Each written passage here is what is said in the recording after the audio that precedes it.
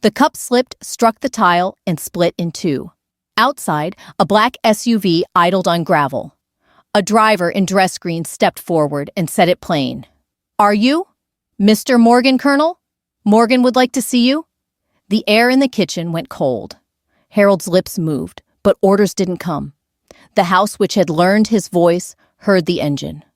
15 years earlier, the house knew exactly what to do. The radio coughed a country song.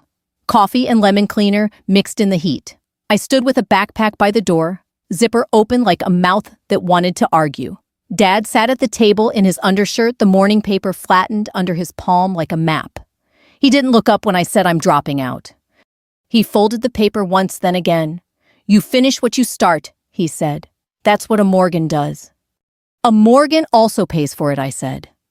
Tuition, rent, the second job that ate my nights, every invoice wore my name. I wanted him to ask why I was drowning with an A average. He didn't. "You'll end up cleaning toilets," he said, turning toward the sink like the prophecy had already happened. He didn't need to shout. The calm cut deeper. "You want easy. Life doesn't bring easy to your doorstep." "I don't want easy," I said. "I want honest." His chair legs scraped as he stood. Even after the plant shut down and his hands went to fixing other men's tractors, he filled the room.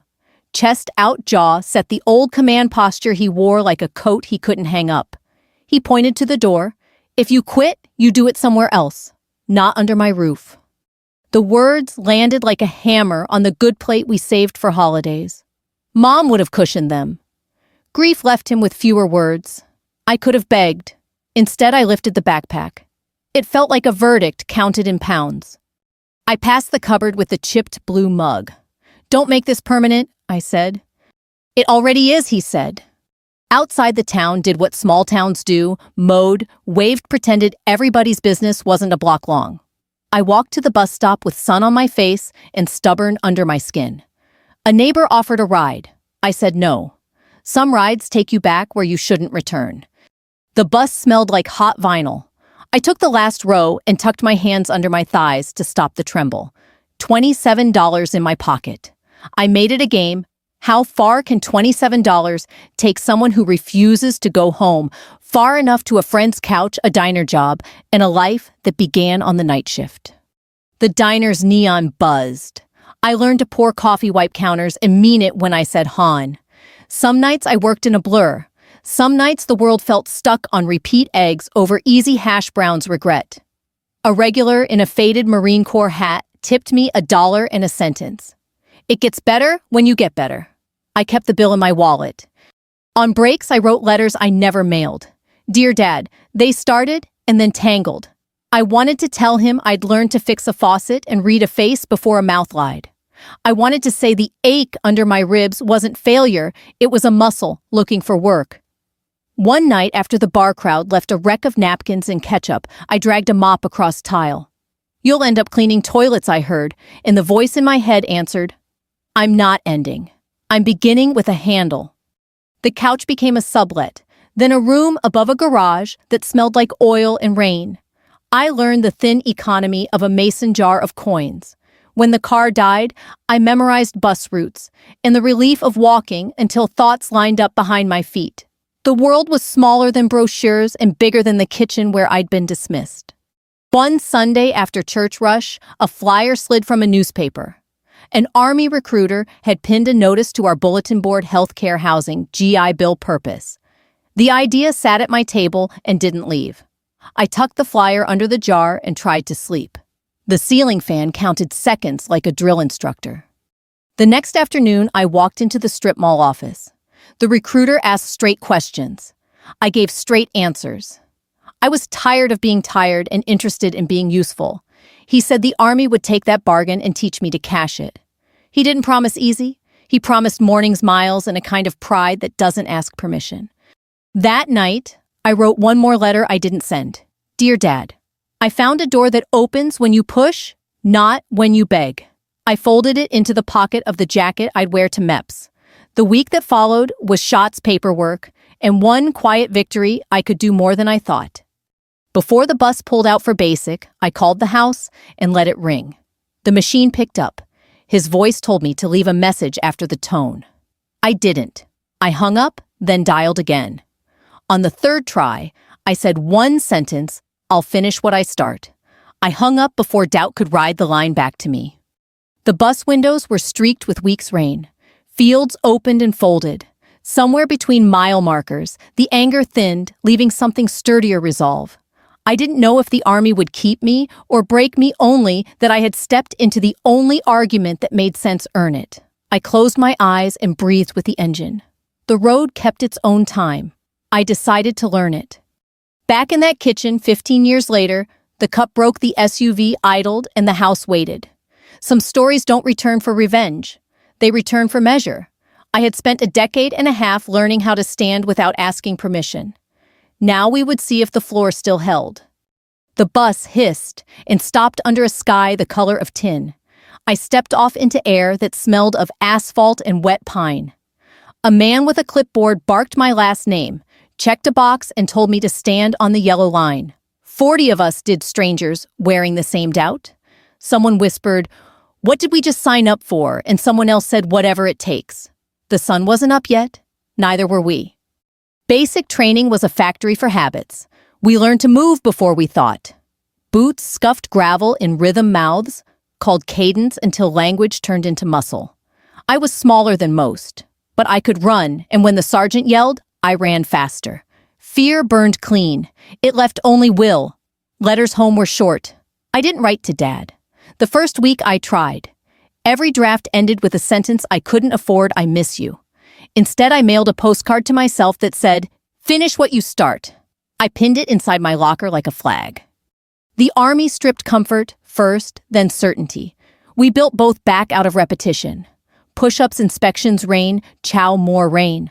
I learned that courage isn't loud. It's a quiet decision repeated while no one's watching. When blisters burst, you tape them. When tape fails, you bleed and keep count. At night, lying in the barracks, I'd watch the ceiling fan spin like the second hand of a slow clock. Somewhere back home, my father's kitchen clock would be ticking too. Same rhythm, different wars. Graduation morning came sharp with cold. My name was read. I saluted an officer whose eyes said he'd seen the desert. A camera flashed.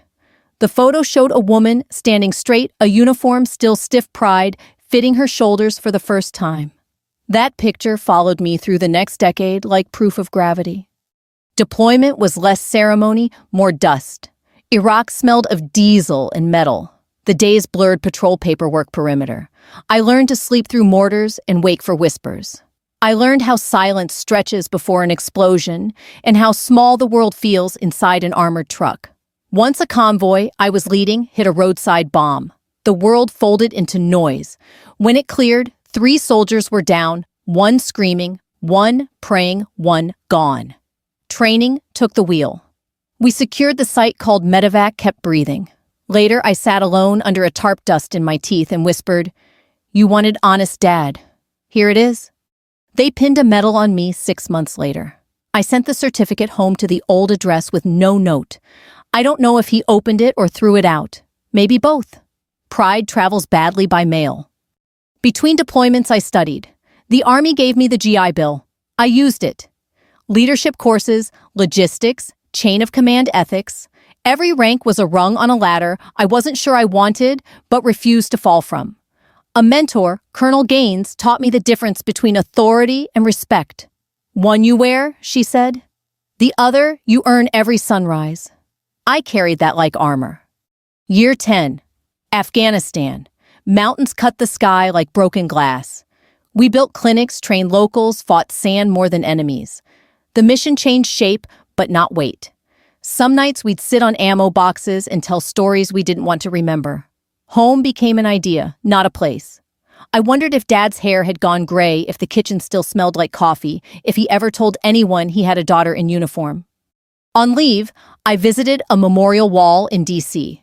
Names etched into stone thinner than a whisper. I found the ones I'd lost and touched each letter until my hand stopped shaking. Tourists took pictures. I stood still until they stopped framing grief for souvenirs. When I walked away, I promised myself I wouldn't let bitterness be the only inheritance I left behind. Promotion came quietly.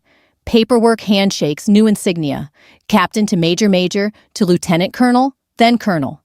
Each stripe a scar that healed clean. When younger soldiers asked how I said, show up. Every day. Even when you hate it, they laughed. They thought I was joking. 15 years had built a distance too heavy to carry, but too real to drop. I didn't send photos home, didn't call. The few times I drafted an email, the cursor blinked like a metronome counting cowardice. Once I almost pressed send. I pictured him at the table, same mug, same paper, same silence. The words deleted themselves.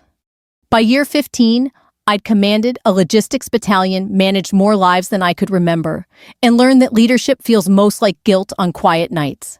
The Army gave me rank, purpose, and a vocabulary for control. It didn't teach me how to write an ending. Then came the letter from the Department of Defense about community outreach veterans speaking in small towns. My list included a place I hadn't said out loud in years. Ashfield, Ohio. Population 4,000 counting ghosts. I stared at the name until the paper blurred. Maybe fate keeps address books better than we do. I said yes. The next morning, I polished my medals until I could see the reflection of the woman who'd outgrown fear. I pressed the uniform flat. When the SUV rolled down the highway, I watched the trees thin. The signs shorten the past, get closer than comfort. My driver asked if I was all right. Just familiar, I said. As the town appeared, same water tower, same diner, I caught my breath. The house sat at the end of the lane like a memory that refused to fade. Porch swing, rusted roof, sagged. But the curtains were the same. A man sat by the window, older, smaller, reading a paper that probably still told him what he already knew. I wondered if he'd recognize the face behind the glass. The SUV slowed. The driver looked back. Ma'am. Pull in, I said. Inside a clock ticked. A cup waited. The airbase smelled of hot metal and jet fuel. Every sound engine's shouts, the snap of a flag in dry wind felt bigger than memory. We trained, marched, rewired nerves. I'd thought endurance meant holding still. Turns out it meant moving until stillness earned you. Days blurred into a schedule written in sweat-chow drills, sweat, clean, repeat. It wasn't glamorous, but it was clean in a way my old life wasn't. Each task had a reason. A rifle stripped down a barracks floor, shining like glass. Both had the same goal order from chaos. By the time my unit shipped overseas, my mind had learned to live inside commands. The noise outside quieted. The noise inside found purpose. The first deployment taught respect faster than any sermon. Iraq in summer burned through boots and illusions. The convoy line moved slow enough to feel the road's pulse. Children waved, sometimes smiling, sometimes counting seconds. You learned to read the difference quick. We lost a man on a Wednesday and finished the route anyway. You don't stop because the world doesn't. I wasn't brave. I was trained, and training looks like bravery from far away. Nights I'd sit under a tarp helmet beside me, write in a notebook. Day 63, sand everywhere. Day 64, trust, smaller things. Boots, breath bandages. When I couldn't sleep, I thought of Dad's hands fixing engines, the rhythm of a wrench turning. We weren't that different, him and me, both trying to make things work that shouldn't. Then came the day I stopped writing numbers. The explosion hit like someone slamming a door on the sun. My ears filled with cotton, my lungs with dust. The Humvee behind me was gone. Just gone. I crawled toward the noise that wasn't supposed to exist. Someone crying, someone cursing, the kind of prayer you don't learn in church. Training took over. Tourniquets, pressure calm voice, keep them breathing. You don't think. You measure seconds until help finds you. We made it out. 3 didn't. The math never balanced after that. Back at base, the chaplain said words about sacrifice. We nodded, because words were all we had left to hold the silence still. I didn't cry. Not then. That came weeks later in the shower when steam fogged the mirror and I couldn't tell which water came from pipes and which from eyes. I wrote home that night not to Dad, but to the house itself. The world's bigger than your kitchen. I cleaned more than toilets today. I cleaned fear out of my head. I folded the letter and kept it. Mailing it felt like giving him a victory he hadn't earned. Time moved in loops. Deployment, home train, deploy. I learned the weight of armor and the cost of sleep.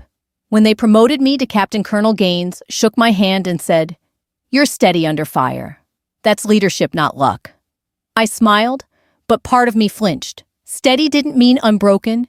It meant cracked in patterns that still held. Between tours, I started studying logistics. The Army had rules, but logistics had reasons. Get supplies where they belong and people live. Fail and people don't. Simple, brutal math. I liked the clarity. It was cleaner than family. Sometimes late in the mess hall, the older NCOs would talk about home. One said, "You can't call if they don't pick up." Another said, "Sometimes they're waiting for you to be someone else first." I listened and didn't speak. The truth was smaller. I didn't know what version of me he'd even want. The dropout. The soldier. The ghost. By the 4th year, medals replaced memories. I pinned them on and felt less, not more. People thanked me. In airports, bought my coffee, said the word hero like it erased everything between me and them. I smiled, said thank you, and walked on. The uniform made strangers kind and silence heavier. In Afghanistan, leadership meant knowing when not to talk. I learned to read faces faster than maps. The young ones came in loud and left quiet. I saw myself in them, the need to prove, to climb, to be seen. Sometimes I told them, "Don't do it for respect. Do it because someone has to." They'd nod. They'd learn. One evening, during a base blackout, we sat around a lantern. The power was gone, but conversation wasn't. Sergeant Lee asked what we'd be doing if we hadn't joined. "Probably still cleaning something," I said. They laughed. I didn't. The truth was too round for humor. Letters from home arrived late, if at all. I sent one to a friend back in Ohio just to test the line. Weeks later, her reply said, "Saw your dad at the store. Still carries that mug. Told the cashier he doesn't talk about his daughter." That line folded me quiet. I wanted to break the distance, but pride has a longer range than radio waves. When my second tour ended, I spent leave stateside. I visited the parents of the soldier we lost. They hugged me like I could give them back what war had taken. I stayed for dinner, answered questions, and drove away with hands shaking. They had a photo on the mantle. My reflection stood beside it in the glass, 2 people alive in the same picture, one missing. Years passed. I moved from captain to major. Paperwork grew. Fieldwork shrank. They said I had a knack for command, for making chaos behave. Maybe. Or maybe I was just good at pretending order wasn't fragile. Promotion to colonel came with a ceremony. Cameras, applause, speeches about leadership.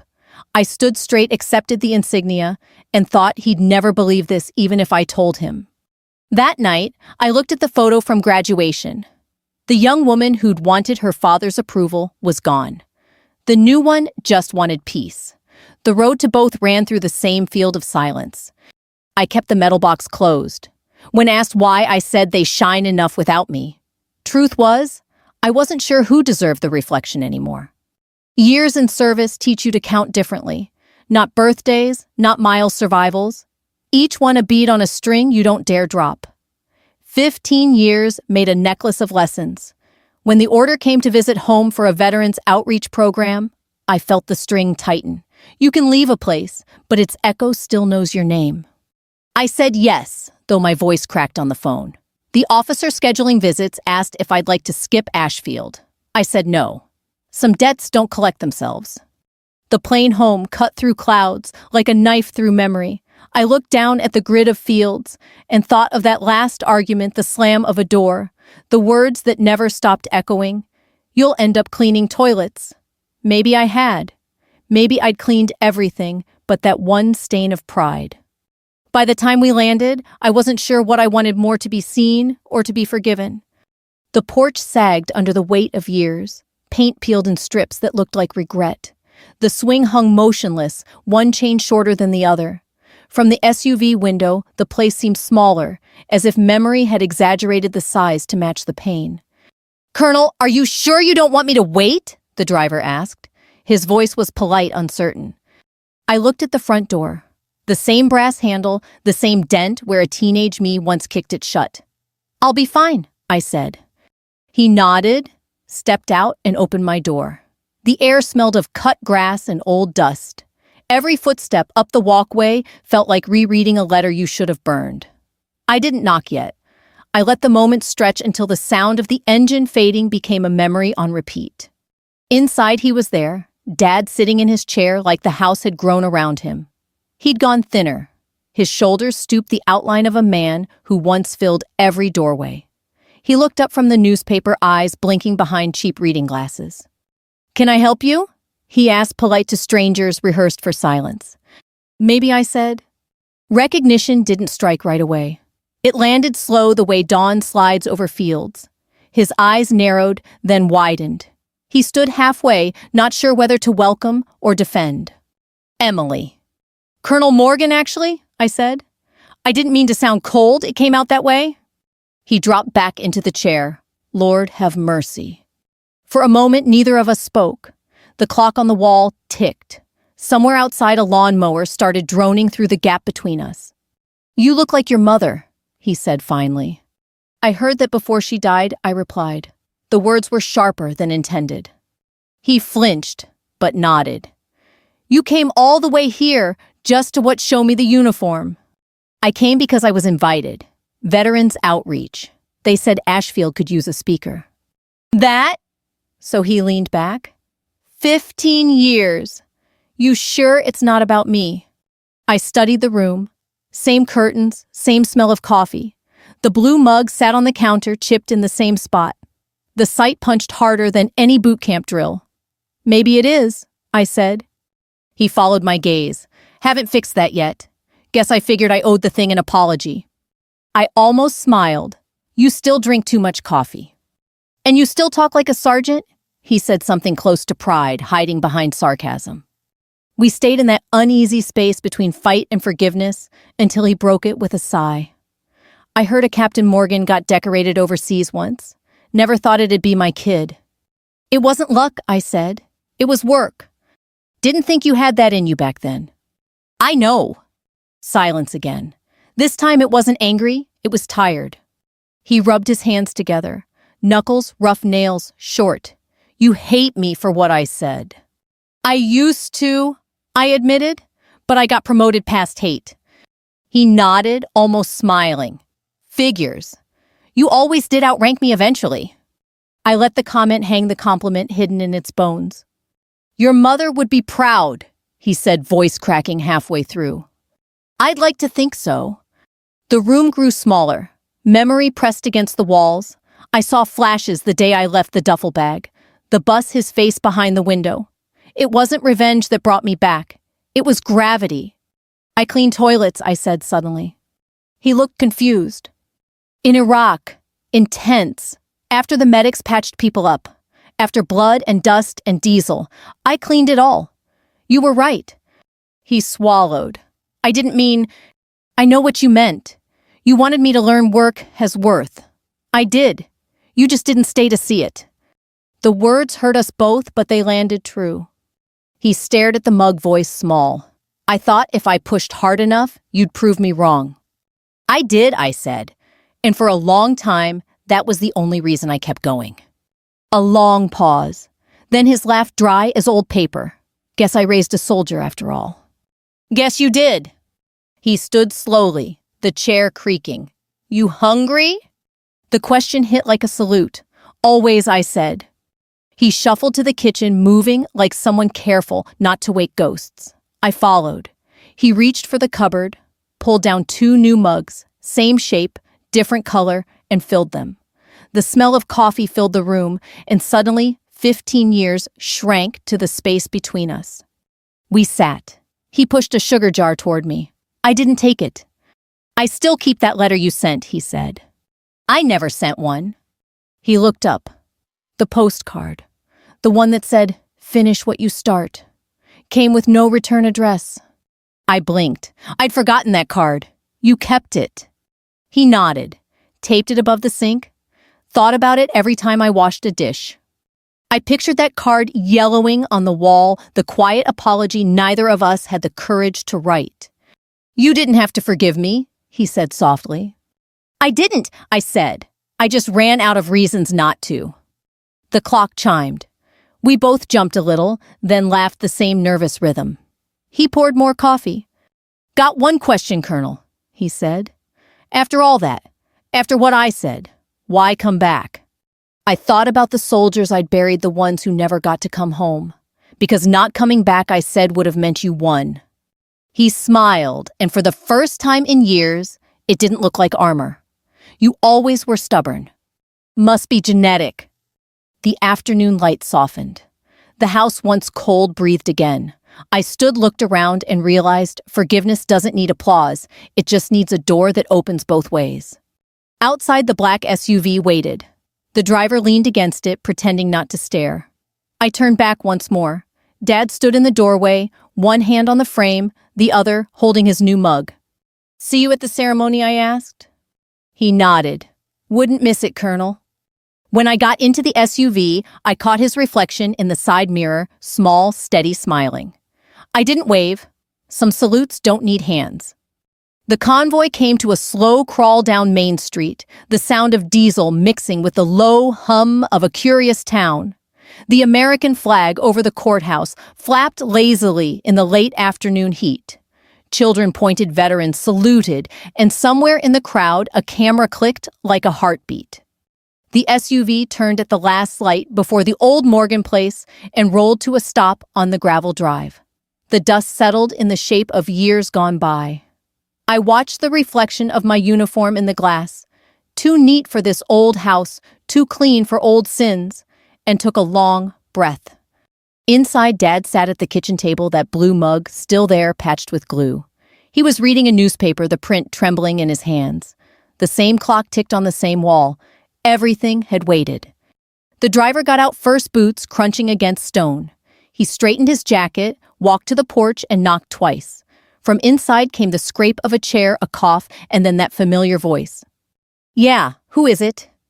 The driver's tone was crisp, professional, but not cold. Are you Mr. Morgan? A pause. Depends who's asking. Colonel Morgan would like to see you, sir. I watched through the SUV window as he froze mid-step. The cup slid from his fingers, hit tile, and split clean down the middle. The sound was sharp, final, like punctuation at the end of a long sentence. The driver stepped back, waiting. I opened the door and stepped out. Boots hit gravel. Heart hit ribs. He was standing in the doorway, smaller than memory, but still solid, as if the years had carved him down to truth. His eyes gray. Tired, proud met mine, and didn't know where to land. Emily, he said the name, half air, half disbelief. Afternoon, Dad, I said. Long time. He blinked, trying to reconcile the girl he'd exiled with the woman in front of him. You? You're the Colonel. I nodded. 15 years is a long way to march. He took a step back like the sight had weight. Well, I'll be damned. Probably, I said, smiling before I meant to. The driver hesitated. Ma'am, will you need me to? No, Sergeant. I'll handle it from here. He saluted, climbed back into the SUV, and let the engine idle low and steady. I climbed the steps. Dad was still at the threshold, caught between disbelief and pride. You look like her, he said softly. Your mother. So people keep saying... He gestured toward the mess on the floor. Guess I owe that cup an apology. Guess you do. For a moment, neither of us moved. The sound of cicadas filled the pause. He motioned toward the table. You want coffee?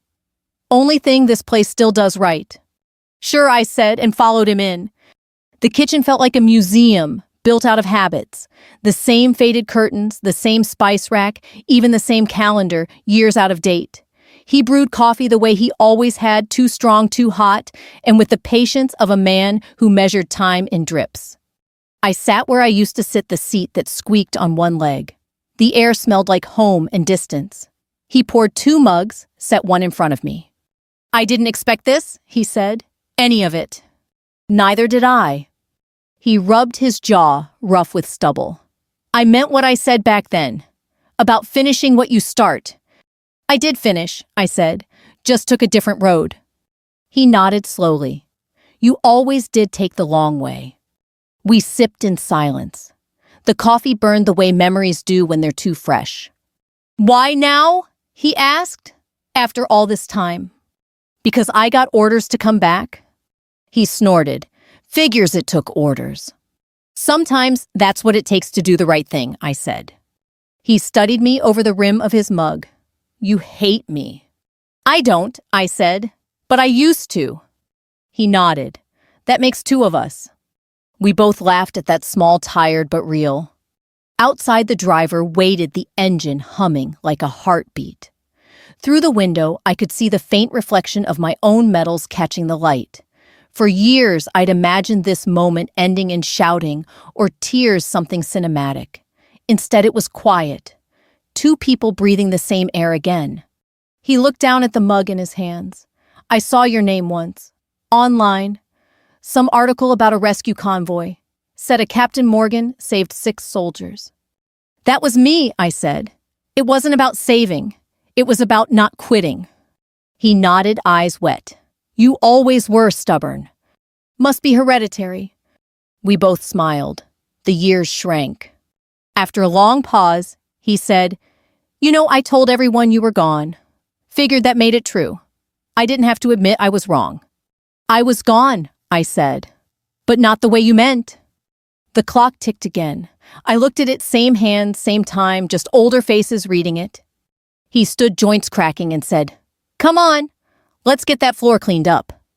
Together, we crouched, picking up the pieces of the broken cup. I held one half, he held the other. For a second, our fingers touched, and the years between us cracked too. "Guess it's too far gone to fix," he said. "Maybe," I said, "but we can start fresh." He smiled, soft and sure. "You always did talk like your mother." We stood side by side and threw the broken mug into the trash. The sound it made was small, but it felt like release. Outside, the sky had shifted to gold. The SUV's headlights caught the edges of the porch. Dad leaned against the doorframe, watching me with a mix of awe and apology. "You'll come by tomorrow?" he asked. "Ceremony's at 10. They're honoring local vets. I'll be there." He nodded. "Maybe I'll finally have a reason to stand tall again." "Maybe you always did," I said. The driver stepped forward. I turned, saluted Dad without words, and walked back toward the SUV.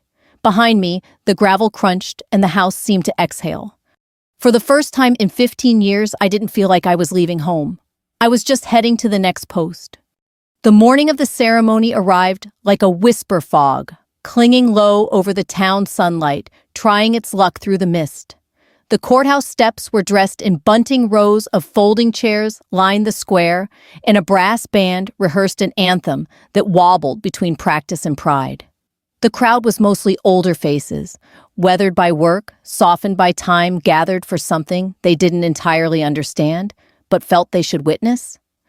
The veterans coordinator, a kind man named Earl, with a voice like gravel, met me at the base of the steps. "Colonel Morgan," he said, offering a hand that shook a little. "We're honored to have you. Speech'll be after the local choir. Short, simple, straight from the heart. That's how they like it." "Short and simple," I said. "I can do that." "Your dad said he might show." Earl smiled. "Man's been up since 5 setting out chairs." That caught me. He said that he did. Brought his own thermos of coffee, too. Said it was tradition. I nodded, pretending the air wasn't suddenly thicker. The choir sang first voices, rising through the fog like something newly forgiven. Then came a local high schooler reading a poem about freedom, earnest and trembling. I stood behind the podium, waiting for my turn, palms steady on the wood. The crowd blurred into a mosaic of flannel and gray hair veterans' hats and a few children swinging their legs against chair legs. When Earl called my name, applause rippled, polite but curious. I stepped forward. The microphone crackled. "I'm Colonel Emily Morgan," I began, "and 15 years ago I was a dropout with a backpack and a bad attitude. Laughter, the soft kind. My father told me I'd end up cleaning toilets. He wasn't wrong. I did. Intense in field hospitals in more places than I can count. I learned that work, any work done with purpose, isn't shameful. It's the foundation under every flag we raise.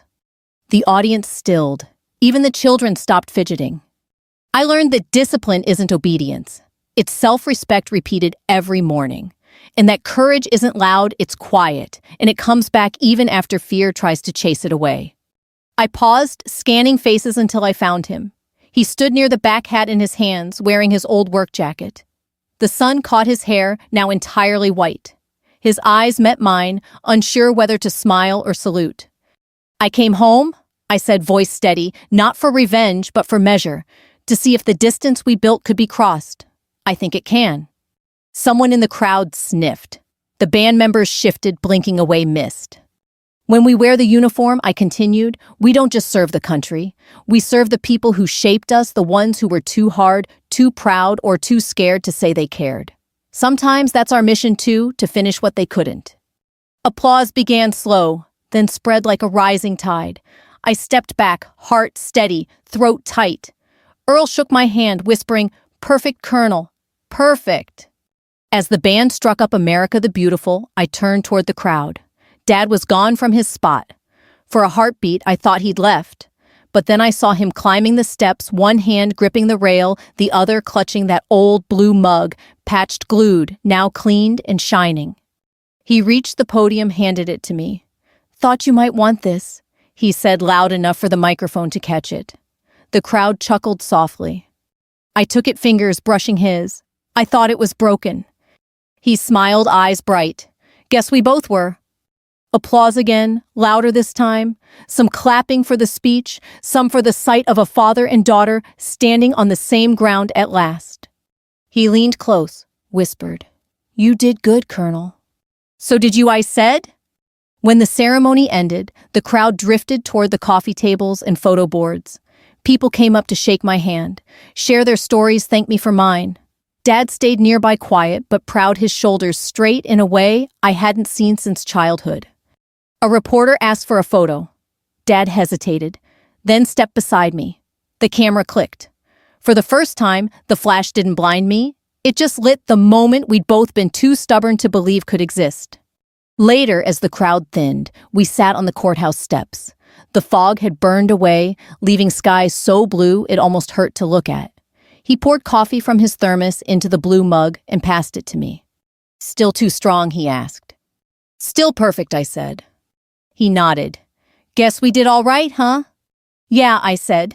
"We did." We sat there for a while, saying nothing. The band packed up chairs, folded, the town returning to its rhythm. Every so often, he'd glance at me and shake his head, as if still trying to reconcile the woman beside him with the girl who once walked away. "You know," he said, "I used to think pride was something you had to protect.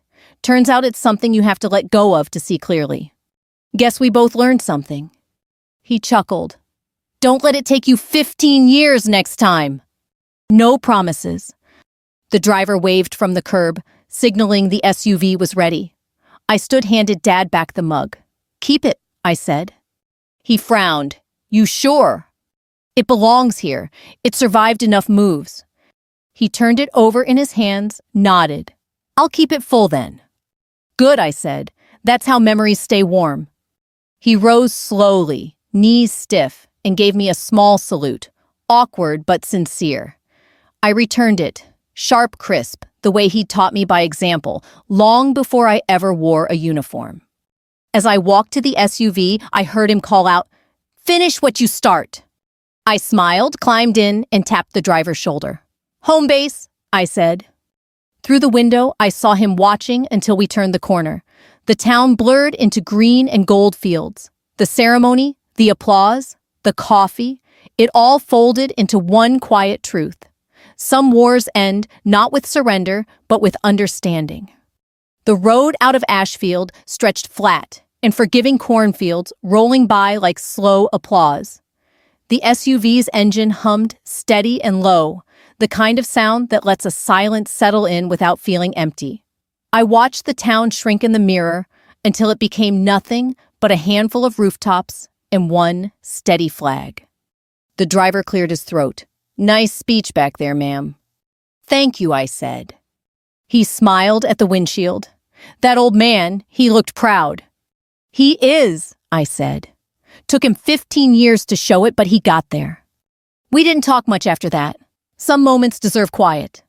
When I got back to base that evening, the sun was already dying behind the hangars, turning everything gold and solemn. I walked past rows of parked Humvees, the smell of oil and metal rising warm in the air. It felt different now, not like duty, but like closure.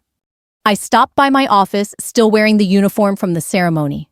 On the desk sat a stack of reports, a cup of cold coffee, and the small velvet box holding my service medals. I opened it and looked at the shine of each one tiny mirrors that reflected both the person I'd become and the one I used to be. There was a photo pinned to the bulletin board, my graduating unit from basic training, all grin and sunburn, frozen in that impossible moment before life got real. I traced the edge of the photo with my thumb and smiled. Then I picked up the phone and called the house. It rang twice. Yeah, his voice came through rough, but lighter than before. Hey, I said. Just wanted to make sure you got home all right. Still here, he said. Still upright. I laughed softly. Good. You sounded like a professional speaker today. He chuckled. Maybe I missed my calling. We talked for 10 minutes. Weather, the town, the ceremony replayed in small details. It was ordinary talk, the kind that felt like oxygen after too long underwater. When we were about to hang up, he said, "Proud of you, kid." Always was. Just took me a while to say it. I know, I said, and I heard it anyway. He paused. Guess we both cleaned up our mess. Yeah, I said. Different kinds of dirt, same broom. He laughed again, softer this time. Come visit soon. The coffee's waiting. I will, I said. Keep it hot. Always do. We hung up. The line clicked, but this time it didn't sound like an ending. It sounded like a door closing gently, the kind that would open again. I looked out the window. The stars were just coming out scattered over the sky like medals no one had to polish. I thought about all the things the army had taught me how to fight, how to endure, how to lead. But the hardest lesson came from home, that respect isn't given or earned, it's restored. I wrote in my notebook, the one that had traveled with me through sand and snow. Sometimes revenge grows up and turns into forgiveness. Sometimes winning means coming back not to prove them wrong, but to remind yourself you're right where you belong. I closed the notebook and leaned back. The base was quiet now, the kind of silence that sounds like peace. The next morning, a letter arrived in the mailroom.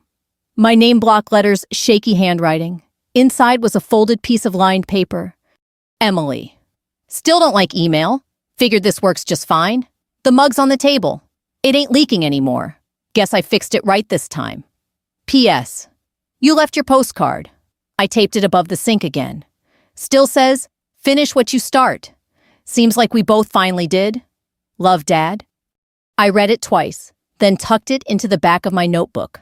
The paper felt thin, but steady, like something built to last. Later that week, I stood on the parade field as the flag went up. The soldiers around me came to attention, boots clicking in unison. I saluted, eyes on the red, white, and blue as it caught the morning wind. I thought of every person who ever told me I couldn't, and every person who taught me that I could. Somewhere in that mix stood one stubborn old man with coffee on his breath and pride finally in his voice. When the ceremony ended, a young private approached me. "Ma'am," he said, nervous. "How do you know when you've made it?" I smiled. "When you stop needing someone else to say so." He nodded, thoughtful, then ran off to join his formation. As the base emptied out, I lingered, the wind carrying the faintest scent of home, fresh coffee, old wood, and the sound of forgiveness settling in. I whispered to no one. Message received, Dad. Then I turned and walked toward the horizon, the same direction I'd walked 15 years ago. But this time, it didn't feel like leaving. It felt like carrying something forward. Pride builds walls faster than time can tear them down. But love, quiet, stubborn, unshakable love can still march home. If you've got someone waiting behind a wall of silence, reach out. Say the words while you still can. The war's only over when both sides come home.